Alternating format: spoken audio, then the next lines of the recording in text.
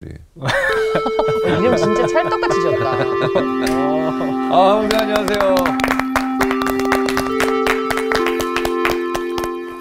다들 계셨죠? 네. 또 로마서 계속 가야죠? 네, 가야죠. 자, 오늘 곧바로 들어가 보도록 하죠. 목소리 갑자기 갑자기 전투적이어서. 이번 이번 과가 네. 재밌어요. 재밌는 거예요? 재밌어요. 이방인에 대한 건데, 네. 지난번에 유대인에 대해서 했죠. 오늘은 이방인에 대한 건데, 제목이 뭐죠? 교만.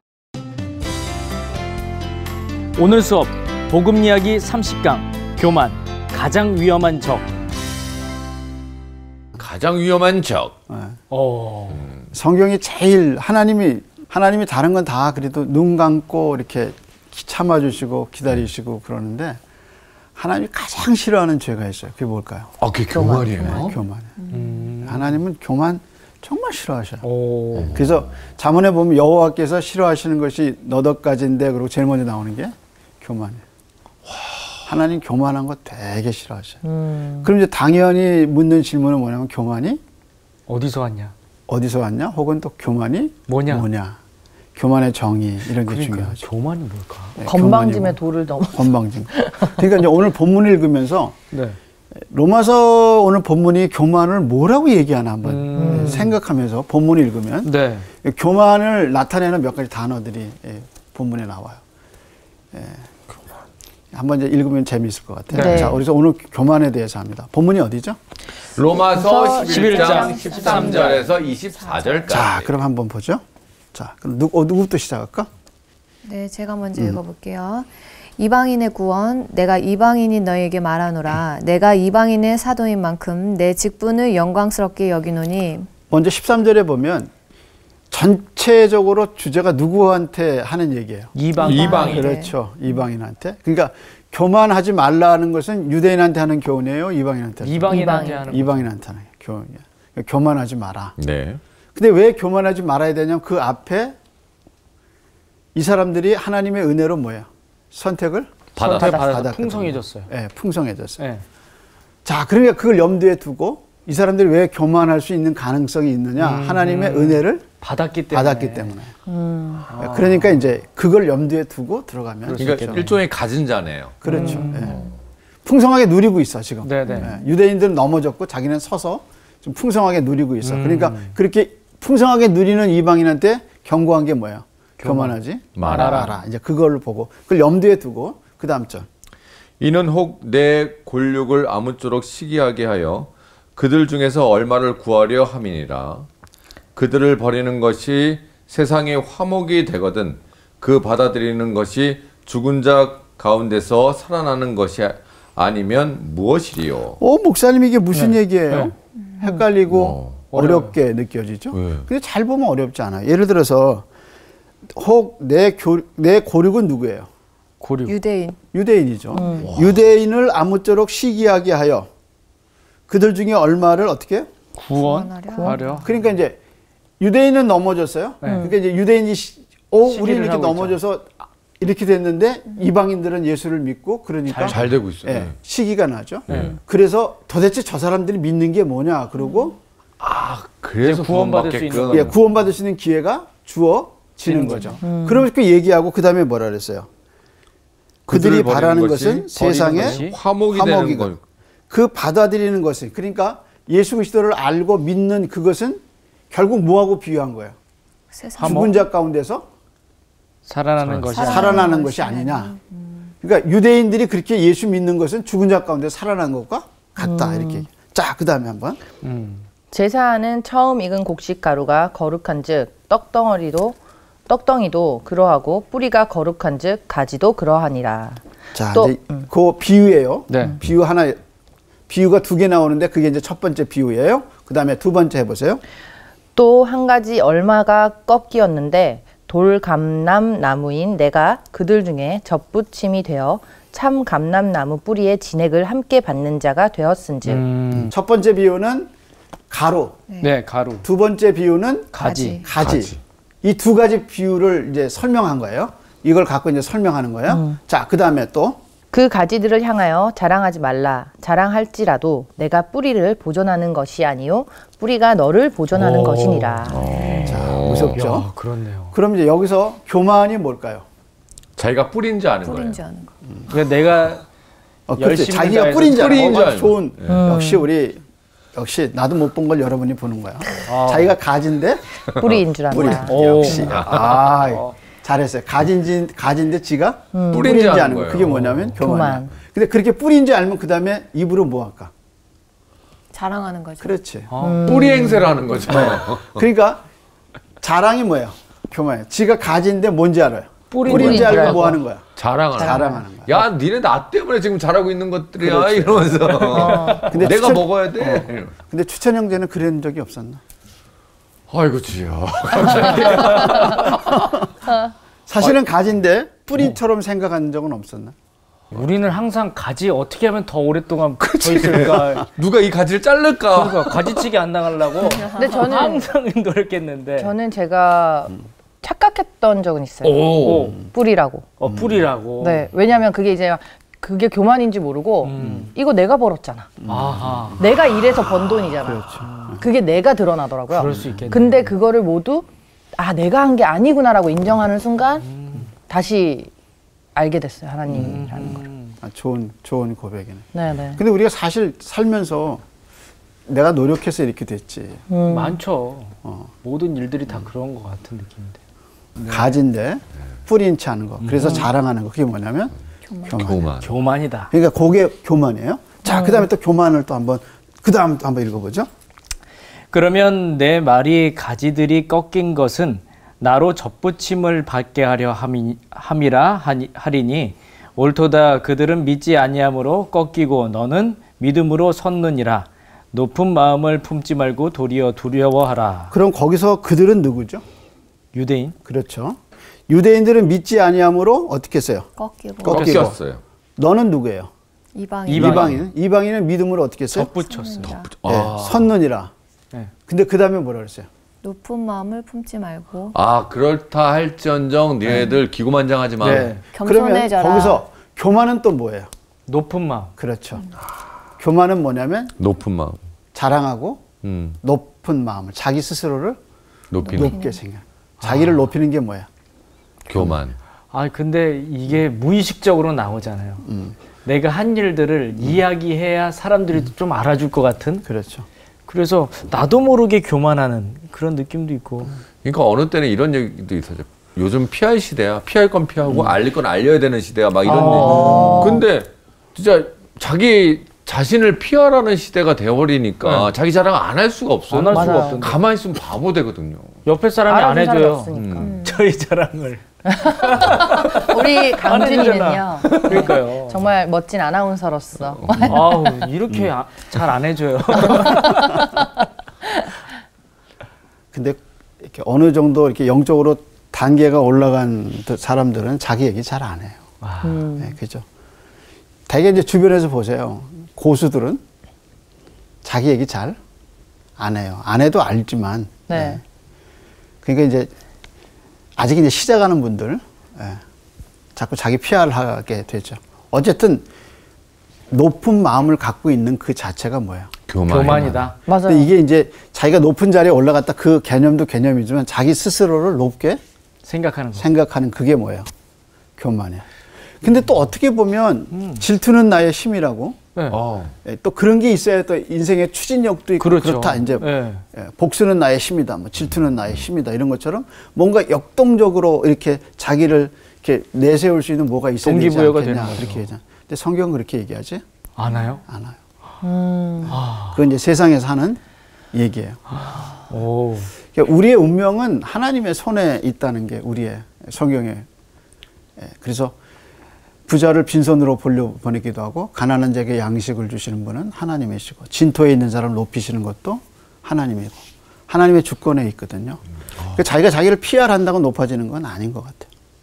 근데 하나님이 그 사람을 들어 쓰실 때가 있어서 높게 하시고 또 필요하면 낮게도 하시고 그래서 높낮이가 있는 게 인생인 것 같아요. 자, 그 다음에 한번 봅시다. 네. 하나님이 원 가지들도 아끼지 아니하셨은즉 너도 아끼지 아니하시리라. 자, 계속해서. 그러므로 하나님의 인자하심과 준엄하심을 보라. 넘어지는 자들에게는 준엄하심이 있으니 너희가 만일 하나님의 인자하심에 머물러 있으면 그 인자가 너희에게 있으리라. 그렇지 않으면 너도 찍히는 바 되리라. 그러니까 21절을 22절이 해석해 주는 거예요. 그러니까 하나님에게 두 가지 면이 있어요. 하나는 뭐예요? 인자하심과 또 뭐예요? 준엄하심. 그러니까 여호와의 인자하심을 맛보았으면 어디에 머물러라는 거예요? 여호와의 인자하심에 머물러 있어라. 네가 은혜로 하나님의 은혜로 그렇게 눈이 열리고 귀가 열리고 심령이 열려서 믿음을 갖게 됐고 하나님을 알게 됐으면 그 안에 머물러라. 교만하지 말아라 이런 거예요. 이제 줄거리가 그렇다. 그다음에 계속해서 예. 그들도 믿지 아니하는데 머무르지 아니하면 접붙임을 받으리니 이는 그들을 접붙이실 능력이 하나님께 있습니다. 여기도 하나님의 주권이죠. 거기서 그들은 누구예요? 유대인. 유대인들도 하나님이 어느 날 접붙인다. 네, 그 능력이 누구한테 있어요? 하나님께 있느니라. 자를 능력도 있지만 붙일 능력이 있다. 자, 계속해서 내가 원 감람나무에서 찍힘을 받고 본성을 거슬러 좋은 감람나무에 접붙임을 받았으니 지금 거기까지 하면 누구한테 주는 얘기예요? 이방인. 그렇지. 이방인은 뭐예요? 원래 돌 감람나무야. 그런데 그 돌 감람나무를 하나님이 잘라서 어디에 붙이셨어요? 좋은 감람나무. 네, 참 감람나무, 좋은 감람나무에 접붙였죠. 네. 계속해서요. 원 가지인 이 사람들이야 얼마나 더 자기 감람나무에 접붙이심을 받으랴. 네. 만약에 그럼 유대인들은 얼마나 더 풍성하겠느냐 그렇게 하죠. 그래서 오늘은 이방인에 관한 교훈이죠. 이제 줄거리 이해하시죠? 네. 이제 공부를 잘하는 게 뭐냐면 줄거리를 이해하는 거예요. 글을 읽고 뭐 영어 문장도 똑같잖아. 읽고 지문을 다 이해할 수 있는 게 제일 중요하죠. 그러니까 빨리 읽고 그 지문이 이렇게 어떻게 흘러간다. 다시 한번 하죠. 이거 누구한테 준 교훈이야? 이방인. 결론은 뭐예요? 교만하지 말라. 그럼 교만의 내용은 뭐예요? 높은 마음을 갖는 거 또? 네가 뿌리가 아니다. 뿌리가 아니고 가지인데 그래서 자랑하지 마라. 그게 뭐예요? 교만이다. 근데 교만의 정의를 이제 이해하시겠죠? 네. 그럼 이 사람들이 왜 교만하고 유대인들은 또 왜 그렇게 됐느냐? 그걸 역사적 맥락에서 좀 공부할 필요가 있죠. 자, 그럼 여기 칠판 한번 보실래요? 아, 너무 잘 따라와서 선생님은 재밌어요. 너무 좋아요. 네. 여러분 이렇게 잘 따라와 주셔서 자, 그러면 이제 복습은 너무 잘 따라왔기 때문에 하지 않아요. 그래서 여러분 보기 좋게 복습은 지우겠습니다. 자, 복습을 안 하는 것만큼 이렇게 기분 좋은 게 복습을 지우고 사랑이나 써주세요. 그럼 이제 이방인에 대한 경고가 오늘의 교만이죠. 가장 위험한 적이죠. 주제. 그래서 교만.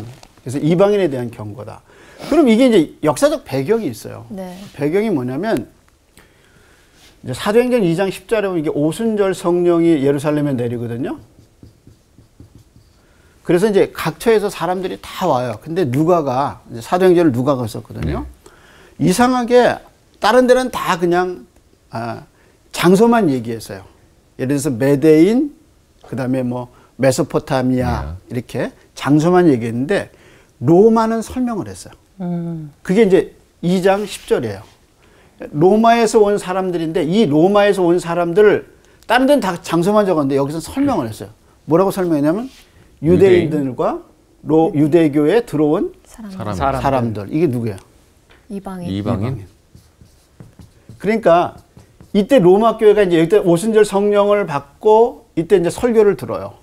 그래서 이 사람들이 돌아가서 세운 게 뭐냐면 로마 교회예요. 그러니까 오순절이 없으면 로마 교회는 생기지 않았어요. 근데 이때 이제 하나님이 하신 큰 일을 이제 듣고 이 사람들이 돌아가서 교회를 세웠는데 하나가 아니야. 우리가 생각한 것처럼 로마 교회는 하나가 아니에요. 로마 교회는 가정교회라 여러 곳에서 있었어요. 이 사람들이 와서 다 은혜를 받고 돌아가서 교회를 세웠거든요. 그러니까 로마 교회는 지금처럼 건물이 없어요. AD 3세기 이전에는 교회 건물의 흔적이 없어요. 그때는 다 가정교회였어요. 그렇기 때문에 로마 교회가 여러 개 있었어요. 그런데 로마 교회는 유대인과 또 뭐예요? 유대교에 들어온 사람들. 그러니까 이방인. 처음에는 순서로 보면 어디가 먼저예요? 유대인. 그러니까 숫자가 어디가 많았어요? 유대인들이 많았어. 그런데 서기 49년에 글라우디 황제가 유대인들에 대한 악감을 품게 됐어요. 그래서 유대인들을 어떻게 했냐면 다 로마에서 추방해 버렸어요. 이때 브리스길라와 아굴라라는 부부가 고린도로 피신하게 돼요. 그래서 누굴 만나면 사도 바울을 만나게 되죠. 그 추방령이 뭐냐면 글라우디우스 황제 때요. 그러다 보니까 교회가 있었는데 누가 나가야 돼요? 유대인들이 나가야 되죠. 그러니까 유대인이 처음에는 굉장히 교회에서 활동을 많이 했는데 유대인들이 사라졌어. 네. 그럼 자연히 누가 채워요? 이방인들이. 그러다가 이게 다시 글라우디 황제 다음에 누가 황제가 되면 그 유명한 네로 왕이 황제가 돼요. 야, 그 네로가 이제 황제가 돼서는 돌아오게 했어요. 그러니까 돌아와 보니까 어때요? 이방인들 교회를 많아지는 거야. 그리고 자기네는 뭐가 돼서? 작아진 거죠. 오히려 유대인이 이방인. 그게 이제 거꾸로 된 거야. 이게 유대교에 들어온 사람이 먼저가 되고 그 다음에가 두 번째가 누가 되고. 나중에 유대인이 주객이 전도됐네요. 더군다나 사회적 분위기는 어때요? 이방인 분위기죠. 그러니까 반 유대인 분위기가 찼어요. 왜냐면 다 추방시켰어요. 추방당했으니까. 생각해봐. 지금 내가 아파트 살고 있는데 정부에서 나가. 그래서 선교사들이 다 나갔어. 추방당한 거예요. 그러니까 거기 있는 거 하나도 손 못 대고 거기서 살면서 다 집안 쌓았던 거 어떻게 다 놔두고 다 나온 거야. 추방령이야 그게. 그리고 돌아가 보니까 남은 게 없죠. 없는 거지. 그럼 누가 보장하는 거겠어? 그렇잖아요. 다시 만들어야 되죠. 그러니까 다시 들어가서 다시 이제 살아는 거야. 그러니까 교회 안에서도 힘든 거예요. 그래서 사회적 분위기는 반 유대교 분위기고. 그래서 바울이 9장에서 11장까지 너희 믿음이 작은 자와 큰 자, 믿음이 강한 자, 약한 자 할 때 그 약한 자는 다 누구예요? 유대인이에요.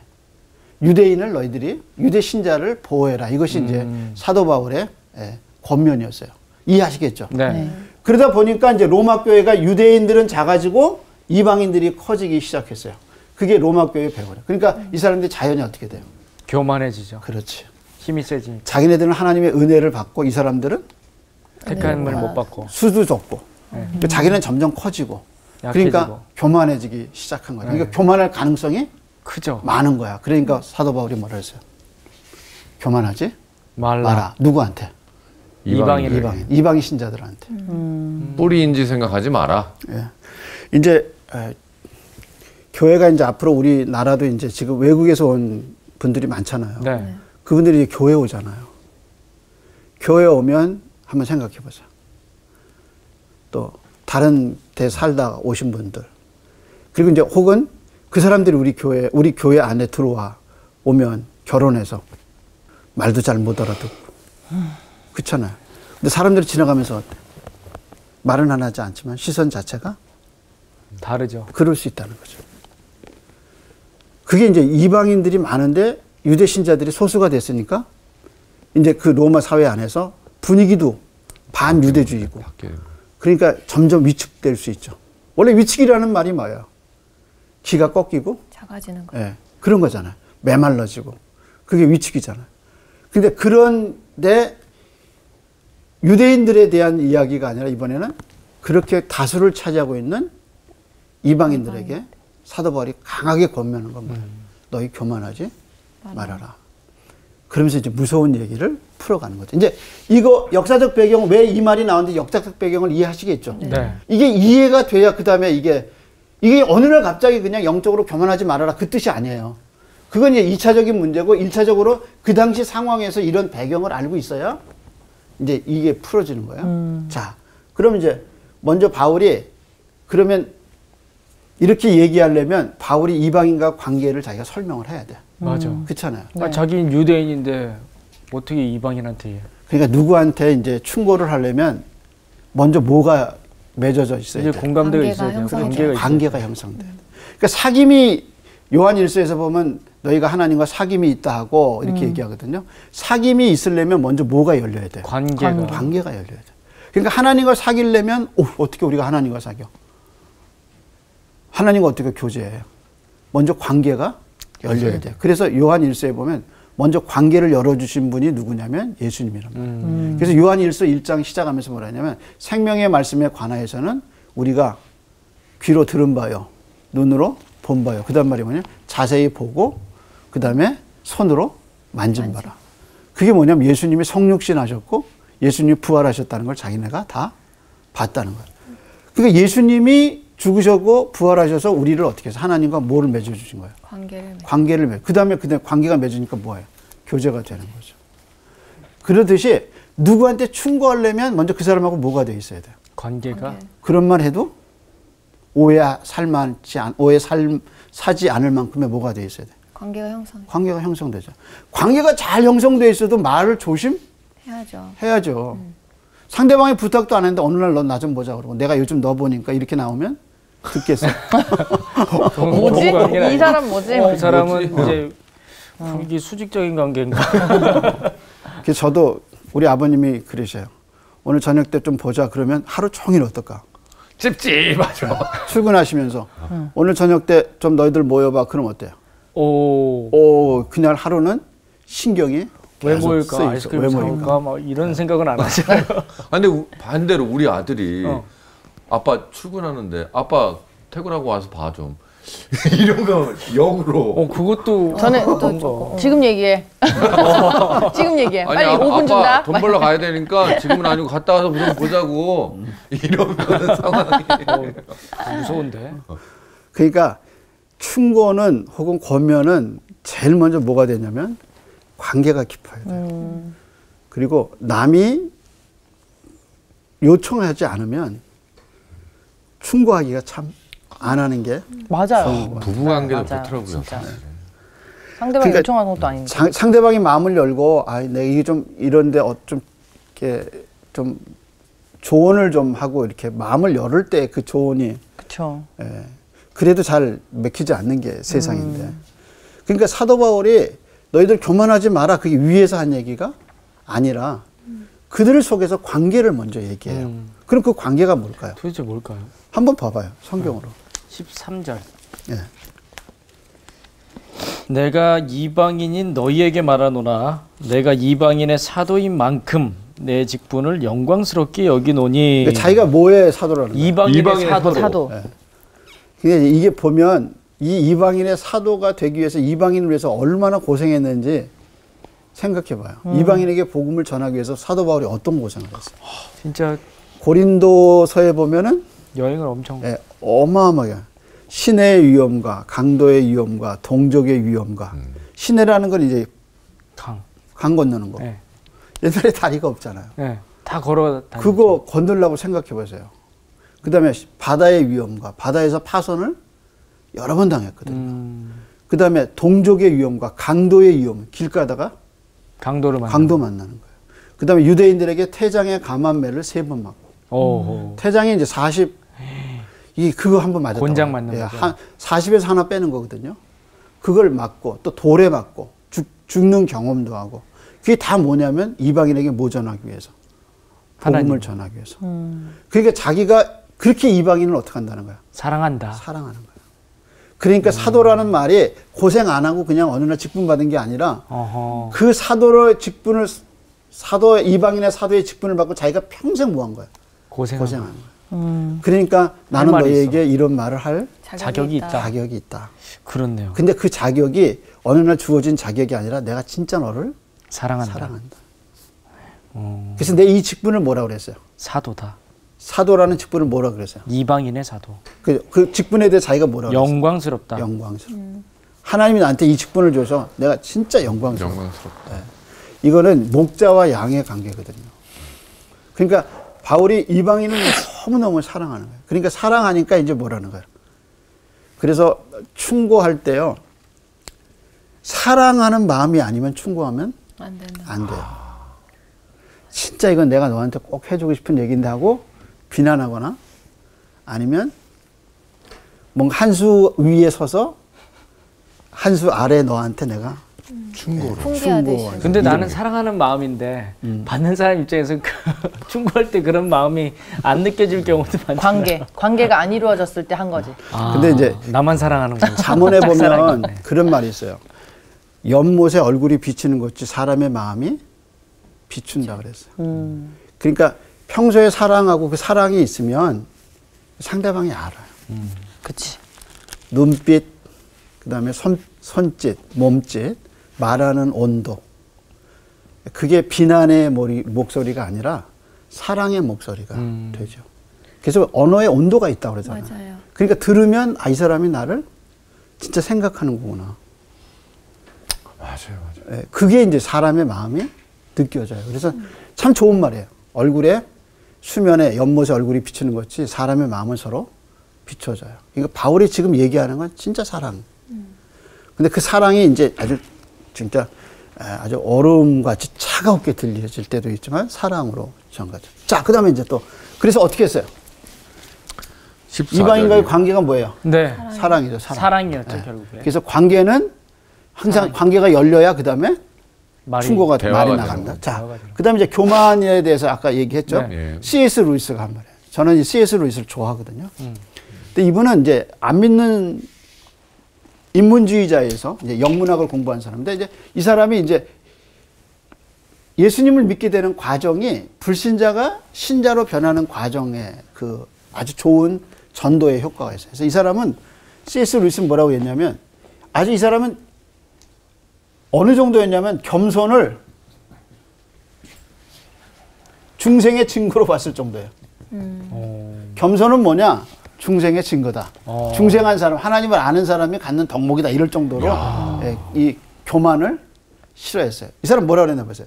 기독교 스승들의 가르침에 따르면 가장 궁극적인 악은 뭐예요? 교만입니다. 교만이에요. 그러니까 마귀가 뭐예요? 마귀가 됐어요.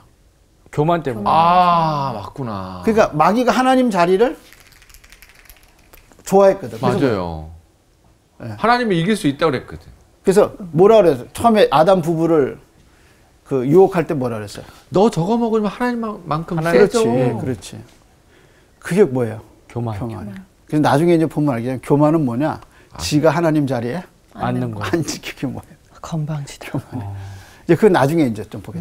교만 이해하시겠죠? 네. 그래서 뭐라냐면 악마는 바로 이 교만 때문에 뭐가 됐어요? 악마가 되었습니다. 악마가 됩니다. 어우. 그래서 교만은 온갖 악으로 이어집니다. 그러니까 욕심이 아니구나. 마음이 교만해지고 자랑하고 싶고 그 다음에 높은 자리에 높은 생각을 하고 남이 한 수 아래로 보이면 내가 교만해진 거야. 아, 그러고 보면 하나님이 저한테 교만한 마음을 안 갖게 해주시는 거는 하나님이 저를 때리고 싶지 않으셔서 그러신 거예요. 그래. 그래서 내가 올라가지 않는 이유도 그런 것 같아요. 올라가도 서서히 올라가거든, 개미처럼. 지금 교만 아닌 거지. 자랑하시는 것 같은데. 어머나! 그것도 교만이야. 그냥 아예 말을 안 하는 게 낫지 않을까? 어떻게 입이 열렸는데 말을. 그래서 가끔 교우들에게 이제 그 상담하다가 혹은 이제 대화하다가 느끼는 게 뭐냐면 목사님 제가 성공했으면 엄청 교만했을 거예요. 그런 말 자주 들었어요. 제가 돈 지금보다 더 많이 벌었으면 아마 저 엄청 교만했을 거예요. 그러니까 하나님이 저한테 그거 하지 말라고. 교만하지 말라고 요거까지만 주신 것 같아요. 하고 고백하죠. 근데 세상에서는 이렇게 얘기하더라고요. 그건 너의 착각이야. 네가 못해서 그래. 저한테 막 그렇게 대보고 얘기하더라고요. 얘기해. 네. 이렇게 얘기하죠. 네. 돼보고 그 다음에 생각해 늦지 않아. 왜 이렇게 노력을 안 하니? 그런 얘기를 많이 하더라고요. 맞아, 진짜. 근데 현실적이다. 지금 있는 그 자리도 너무 감사한 거예요. 그렇죠. 감사하죠. 그러니까 그런 거야. 지금 있는 내 자리가 너무 감사한 거예요. 더 안 주셔도 지금이 너무 그렇죠. 만족한 거예요. 스티브 코비가 유명한 말 했잖아요. 그 성공하는 7사람의 습관 속에서 반응과 자극 사이에는 여유가 있다 그러잖아요. 공간이. 남이 나를 자극을 줄 수 있는데 거기에 내가 리스판스, 그러니까 이렇게 반응하는 거는 내 선택이잖아요. 남이 나한테 그런 거는 내가 선택할 수 없어. 나를 공격했으니까. 그러나 그걸 내가 반응하는 것은 내 선택이죠. 근데 그 안에 뭐가 있냐면 반응할 수 있는 여유가 있는 거죠. 그러니까 어떻게 반응할 것인가 나의 책임이죠. 생각해. 그러니까 그게 이제 우리한테 좋은 교훈이죠. 그분이 그렇게 살았는지는 잘 모르겠어요. 근데 책은 그렇게 얘기하고 있어요. 가끔은 그런 거죠. 이분은 말은 너무 좋은데 진짜 삶이 그런가 이런 거. 왜 가끔 TV에 나오면 이제 또 대담하거나 얘기하면 너무 말은 훌륭한데 가끔 이제 그런 생각을 하죠. 그게 어떻게 우리한테 적용이 되나? 혹은 이제 그렇게 정말 할까? 그렇게 저 사람은 살고 있을까? 항상 설교자들의 고민이잖아요. 그렇죠. 그래서 설교자들이 진짜 좋은 설교는 자기 얘기 잘 안 하는 거예요. 안 해요. 왜냐하면 그 안에 자기가 있기 때문에. 그러니까 로이드 존스는 자기 얘기를 안 하는, 강단에서 자기 얘기를 안 하는 몇 가지 이유를 들었어요. 그 첫째가 뭐냐면 사람들이 자기를 규범으로 삼을까 봐. 그러니까 자기가, 성경이 그 하나님의 규범이 아니라 자기의 이야기가 규범이 될까 봐. 또 하나는 하나님의 영광이 드러나지 않는 거예요. 왜냐하면 거기는 내 얘기하는 데가 아니거든요. 하나님의 말씀을 풀고 설교하는 거지 자기 얘기하는 데가 아니에요. 자기 깨달음이나 자기 사상이나 자기가 어떤 발견한 거, 자기 얘기하는 데가 아니라 하나님의 말씀을 푸는 데거든요. 그러니까 이제 본래적 목적이 그건데 자기 얘기를 할 이유가 없죠. 그래서 그는 절대 자기 얘기 잘 안 했어요. 그래서 그의 설교집이나 그의 사상을 보면 그런 규범, 하나님을, 청중이 하나님을 바라봐야 되는데 그 얘기하는 동안 자꾸 누구를 바라봐. 본인을 보게 되죠. 저분 훌륭하다 이렇게. 그래서 나중에 설교 듣고 나면 하나님에 대한 영광이나 이런 생각 안 나고 그 목사님 참 훌륭하다. 그분 참 은혜롭다 하고 목사님만 생각하고 가는 거야. 그러니 무슨 믿음이 크겠어. 맞아. 그잖아. 그러니까 자기 얘기 안 하는 거야. 근데 그게 설교자로서 바른 자세 같아. 그거 우리가 본받아야 돼. 그래서 간증이 참 그런 면에서는 조심스러워요. 그러네요. 저 지금 방금 그런 생각했어요. 간증을 과연 어떻게 받아들여야 되는 건가? 본인의 뭐 있는 대로 우리가 받아들이죠. 좋은 건 우리가 취해야 되는데 어쨌든 간증하는 분들이 그런 면에서 항상 그걸 염두에 두고 어렵다. 그렇게 하는 게 좋은 거죠. 모든 영광은 주님께. 그래서 교만이라는 말이 이제 그런 면에서 연결이 되죠. 자, 이 교만 우리가 봤죠? 네. 이해하시겠죠? 네. 자, 그럼 이제 예레미야가 말한 교만의 특성이 있어요. 이게 이제 무슨 얘기냐면 예레미야 13장에 하나님이 예레미야 그렇게 얘기해요. 야, 너 허리에 띠는 띠 있지? 이제 허리 띠 있잖아. 이게 이제 천으로 만들잖아, 주로. 그걸 이제 강가에다가 묻어둬라 그런 거야. 근데 강가에다가 그 돌 사이에다가 그 허리띠를 묶어두면 무슨 일이 생기죠? 떠내려가죠. 아니, 안 떠내려게 하겠지. 울어요? 젖어가지고 쓸 수가 그렇지. 없죠. 쓸 수가 없죠. 없고 끊어지죠. 나중에. 이게 만약에 뭐 이제 식물을 갖고 만들었으면 더 하죠. 그렇죠. 뭐 배 같은 걸로 이렇게 해서는. 천이라도 역시 마찬가지잖아요. 근데 나중에 보니까 그게 어떻게 보면 쓸 수 없는 거예요. 그러니까 하나님 뭐라 하셨냐면 이스라엘의 교만을 내가 이렇게 만들겠다. 그러면서 뭐라 그러시면 이렇게 얘기했어요. 뭐라 그랬어요? 유다의 교만과 예루살렘의 큰 교만. 무슨 교만이야? 큰 교만. 큰 교만이야. 원래 예루살렘이 산 위에 있거든요. 난공불락이에요. 그리고 이제 성전이 있으니까 유대인의 자랑은 뭐예요? 예루살렘이에요. 그러니까 예루살렘이 뭐예요? 큰 교만을 갖고 있었네요. 여러분, 사람이 갖고 있는 것 교만 중에 인종적 교만이 있는 거 있어요. 있어요. 백인들이. 이제 전 백인 사회에서 같이 있어봤고 또 백인 목사님들 같이 있는데 참 좋은 분들이 많아요. 근데 그분들 마음속에 뭐가 있냐면 백인 우월주의. 우월주의가 있어요. 호주는 더하다고 그래요. 근데 인종적 그 우월감이 있어요. 독일 분들 대단해요. 또 그렇게 우월감이 많은 지역일수록 뭐가 심해요? 차별이 심해요. 맞죠. 근데 그러면 남 얘기 그만두고 한국 분들 어때요? 우리는 한국 사람들도 똑같이 엄청 양반 많죠. 따지고. 우리 인종적 차별 어때요? 동남아 이민자들이 와서 일하고 싶은 데가 어디예요? 우리나라. 우리나라. 옛날에 저 어렸을 때 일본 가서 일하는 것이 그 아저씨들의 소원이었어요. 그러니까 우리나라가 이제 많이 컸죠. 그러다 보니까 우리나라 안에 뭐가 있어요? 인종적 교만이 있어요. 교만이. 그래서 해외에서 온 분들 한 수 아래로 보죠. 그게 우리 안에 있는, 그러니까 인종 차별은 죄성에서 오는 것 같아요.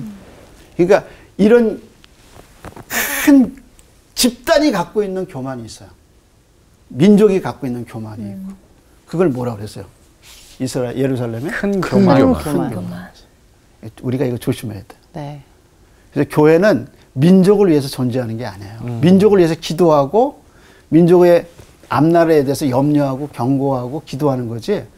교회가 민족을 위해서 존재하지 않아요. 교회는 하나님의 영광과 복음을 위해서 존재해요. 그러니까 그거 착각하면 안 돼요. 자, 그 다음에 뭐라 그랬어요? 이 악한 백성이 말을 듣기를 내 말을 듣기를 거절하고. 이게 뭐예요? 교만이에요. 그냥 귀를 닫는다. 교만. 네, 이게 교만이에요. 내 말 듣기를 거절한다. 왜 거절해요? 자기가 잘났으니까. 그렇지. 내가 더 잘난 거야. 하나님 말씀보다 내가 더 현명. 하나님 말씀은 현명하지 않은 것 같아. 지금 현실에는 안 맞는 것 같아. 네. 그렇잖아요. 성경 읽다 보면 아우 이렇게 살면 바보가 되지 이렇게. 현실에 안 맞는 거예요. 그 다음 뭐랬어요? 그 마음에 완악한 대로 행하며 결국 누구 뜻대로 하는 거예요? 내 뜻대로 가는 거죠. 자기 뜻대로. 이게 뭐예요? 교만이다. 교만이야. 교만. 그래서 로마서 시작하면서 하나님을 그들이 마음에 두기 싫어하며 하나님이 그를 상실한 마음대로 버려두사 이렇게 내버려줬죠. 그게 뭐냐면 교만이야. 남은 자가 되는 거예요. 그래서 교만하지 말아야 할 이유를 얘기를 했어요. 이제 하나님이 원래 유대인도 자르셨어요. 근데 너희들은 더 자를 수 있다. 그래서 두 가지 예를 들어서 하나가 뭐예요? 가루. 또 하나가 뭐예요? 가루. 또 하나가 가루고 가지. 또 하나가 가지. 가지. 그래서 돌 감람나무 이건 누구예요? 이방인. 돌 감람나무 이건 누구예요? 이방인. 원래 이스라엘에 두 가지 나무가 아주 정말 잘 자라죠. 하나가 포도나무고 하나가 감람나무고 그거예요. 근데 감람나무는 뭘 쓰냐면 기름을 내요. 기름. 그래서 성전에서 감람나무를 쓰는 거예요. 그러니까 이스라엘 사회에 이 감람나무가 없으면 불이 다 꺼지는 거예요. 그렇네요. 근데 이 돌 감람나무 갖고는 이게 이방이네 이게. 기름을 낼 수가 없어요. 그래서 이걸 어디다 붙였어요? 참 감람. 좋은. 그래서 이걸 잘라가지고 여기다 붙였어요. 네. 그렇죠. 근데 이 원래 자리가 있었어요. 근데 이 자리에 유대인들이 꺾여졌어요. 꺾여 나갔으니까. 거기다 누굴 낀 거예요? 이방인을 낀 거야. 이방인. 은혜를 줘서 네. 여기 지난번에 했던 거 은혜로 택함을 받은 사람들. 네. 그래서 여기 이방인을 꼈어요. 네. 그래서 하나님이 원래 있던 나무 가지를 잘라내고 유대인을 잘라내는 거 여기 꼈어요. 네. 그래서 이게 근데 이게 어느 날 지가 잘랐다고. 뿌린 줄 알아. 지가 뿌린 줄 알아. 그리고 교만해. 네. 왜 교만하냐면 이 사람들에게 뭐가 있어요? 믿음이 있고 이 사람들은 뭐가 없어요? 믿음이 없어요. 믿음이 없어요. 근데 이 믿음은 누가 주셨어요? 하나님이 주셔서 은혜로 인하여 너희가 믿음으로 말미암아 구원을 얻었나. 그래서 항상 은혜로. 그래서 아까 지난번에 할 때 택하신 것도 그 앞에 뭐 들었어요? 은혜로 은혜죠. 택하신 자. 이렇게 해서 은혜가 있었거든요. 근데 어느 날 은혜로 믿음을 가졌는데 이 믿음이 지 건 줄 알고 그래요. 너희는 안 믿어서 버림받았고 나는 믿어서 하나님께 섰느니라고 지가 믿음을 자랑하기 시작해요. 그래서 어느 날 자기 믿음이 얼마나 큰가를 간증하기 시작하는 거예요. 그래서 내가 이 믿음 때문에 하나님께 복을 받았습니다. 이렇게 얘기를 하기 시작하고 믿음 우월주의가 되는 거죠. 그게 뭐냐면 교만이란 말이에요. 이 믿음 누가 줬어요? 하나님 준 거죠. 그러니까 하나님 뭐라 그랬냐 바울이 야 유대인도 잘라내서 너희를 붙였는데 하나님 너 잘라내는 건 일도 아니야. 그래서 접붙일 능력이 누구에 있느냐? 하나님. 하나님께 있다. 그러니까 뭐라는 거야? 교만하지 교만하지 말아라. 왜냐하면 유대인이 교만했거든요. 유대인이 뭐라고 그러냐면 이제 로마서 시작하면서 자기네는 소경을 인도하는 스승이요. 자기는 3장에 보면 정말 어떻게 이렇게 생각할 수 있을까? 자기는 선생이요. 교사요.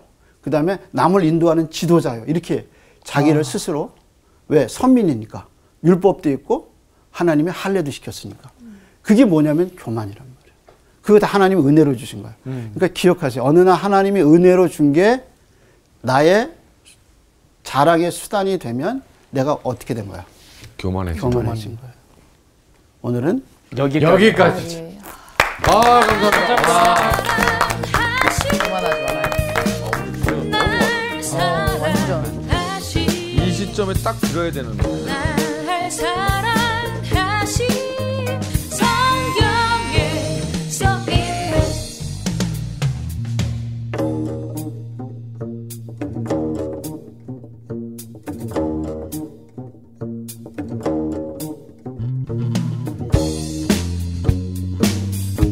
About the love of Jesus. Yeah. Yeah, let me tell you this. He loves me truly. 날 사랑하신. He cares me indeed. 난 알아. 이번 주 퀴즈입니다. 예수님이 복 있는 사람에 대해 가르치실 때 화평하게 하는 사람은 어떤 복을 받는다고 하셨을까요? 1번 하나님을 보는 복, 2번 하나님의 위로를 받는 복, 3번 하나님의 아들이라 불리는 복. 정답을 아시는 분은 CBS 성서학당 홈페이지에 정답을 올려주시거나 우편으로 보내주시면 됩니다. 선정되신 분들에게는 대한성서공회에서 발행한 성경 통독을 위한 최고의 접서 성경 2.0 성서학당 선생님들의 저서 중 하나를 드립니다.